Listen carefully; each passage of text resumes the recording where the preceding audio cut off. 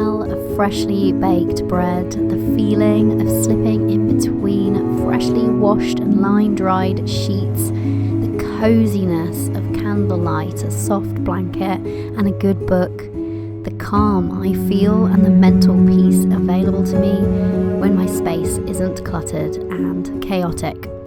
It's strange to me now that I used to reject my role as a homemaker and throw it into this category of drudgery.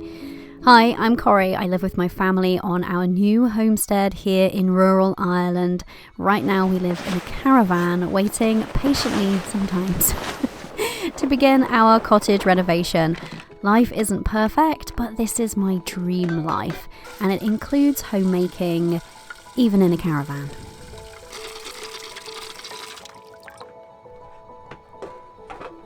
I've learned to not only accept my role as homemaker, but to embrace it.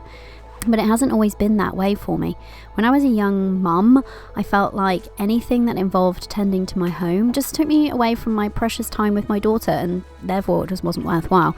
And it was really easy to tell myself that there was no point anyway. We were living at that time in a house that we could barely afford the mortgage payments on, let alone start making our own. We'd bought a fixer-upper, but we didn't actually have the money for the fixing-upping. And so we lived for years in what felt like somebody else's house, complete with a hole in the kitchen ceiling, straight through into the upstairs bathroom, nice, a tear in the carpet on the stairs so large that it threatened to cause you to trip and fall and break your neck on any journey up or down, and some windows that wouldn't fully shut, meaning that the curtains billowed with the breeze at all times of the year, and others that we didn't dare open lest they fall straight out of the frame, which actually did happen one time. Somewhere along the way from that time to now, as I left my stressful job at an investment bank and started my own business, I made the decision that I was just done once and for all with hustling. I had tried it and I didn't like it. I'd really struggled to find balance between my career and motherhood and the other things in my life. And so I declared at that point that I would, from now on, go at my own pace. And that was a really pivotal moment for me, just opting out. It began really as a desire to end my addiction with stress, because having left my stressful job, I realized that maybe the job wasn't stressful, maybe it was me. Maybe I could drag that stress with me everywhere I go, and I could change the jobs, but I wouldn't change the stress I was experiencing. So I felt really acutely aware that I didn't want to be modelling that to my daughter, and I didn't really want to pass it down to her. So it's funny how these kinds of things, though, grow and change us in ways that we could never have expected. At that moment, I would never have foreseen myself here starting a homestead, for example. So since that point, about 7 years ago now, I've been learning how to, and I've been trying to, and sometimes succeeding, and sometimes failing, of course, to live more simply, in a less kind of mad dash, rushed, busy way that I'd previously learned that's what adulthood and motherhood are all about, right? And instead, I've made it my work to slow down and do my best to notice all the tiny gifts that we can actually receive every day if we're looking for them, and to be able to savor this moment, this particular time that we find ourselves in. So maybe it's kind of late in life, but this long-time self-declared homebody realized, yes, I am a homemaker. And aren't we all homemakers if we choose to be? Rather than allow my inner feminist to outright reject the very notion of homemaking as some sort of subservient drudgery, because that's how I had really been seeing it. I'm kind of embarrassed to admit that that's how I used to view tending to my home.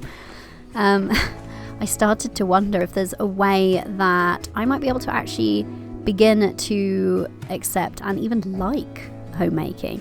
It seems obvious to me now, I guess. I've always thought of home as sanctuary, and I've always felt most comfortable at home, and I've always really enjoyed days at home and a home-centered life. So why wouldn't I enjoy the opportunity to make that home feel welcoming and inviting and supportive and nourishing? Yeah, I don't know why it took so long for the penny to drop for me. But despite having made peace with homemaking and learned to love it, it would actually still be really easy to think that there's no real place for homemaking in a caravan. Space is really limited, it's unideal in so many ways, and so far it's not aesthetically pleasing. It's also temporary, and I don't know about you, but I find it really tempting to just muddle through when something's temporary. I have all these grand plans, I'm going to do this, I'm going to do that, and then somehow along the way I don't get to it, and I find myself closer to the end of that particular chapter, and it seems even less worthwhile now. When we sold our house in the UK, preparing to go and live in the van and travel for, well, we planned for a year on the road. We ended up doing 6 months. And then to move here, we moved to a rented house temporarily after our house had sold while we were waiting for my daughter's school year to finish out. And when I saw what would be my home office, I was like, this is not acceptable. Those curtains are disgusting. They were really vile 80s things. The carpet's gross. It's just very bare. I'm definitely going to do some things in here.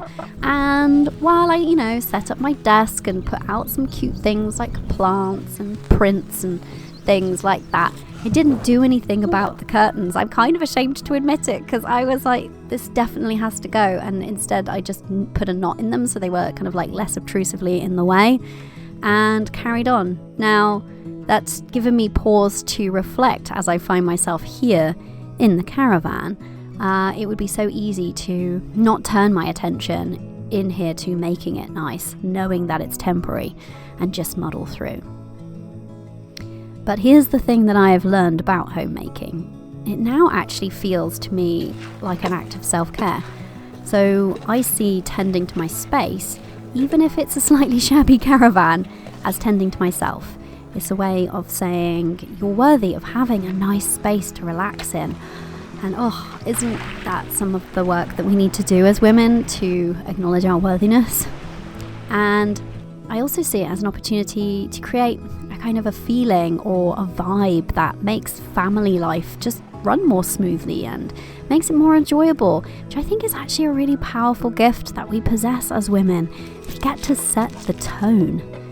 And given that living and working in such a small space is often really challenging, it feels actually all the more important to me now to do what I can to cultivate a relaxing, welcoming vibe, to set that tone with intention. It is a way of living more simply, more slowly, and enjoying what we have here and now. What I've found is that when I allow myself to slow down and be present to the task at hand, it's actually really soothing. And it allows my mind to untangle and declutter itself as I reset our space, or stretch and fold my sourdough, or even just open the windows and let some fresh air in. These kinds of simple acts, if I do them with intention, I find I get so much more from them, which is markedly different to how I used to furiously bash the Hoover around the house, or mutter under my breath whilst cleaning the toilet, or despair that the laundry would just never end. I mean, I'm not sure that I'll ever actually enjoy cleaning a toilet, but you know what I mean. So I guess something that I've been reflecting on is that we can always be waiting for that thing around the corner, and then we'll slow down, then we'll live more, then we'll savour more. And I could wait, couldn't I, until our cottage is renovated before I do any really intentional homemaking and allow myself to find pleasure in the space we're living in.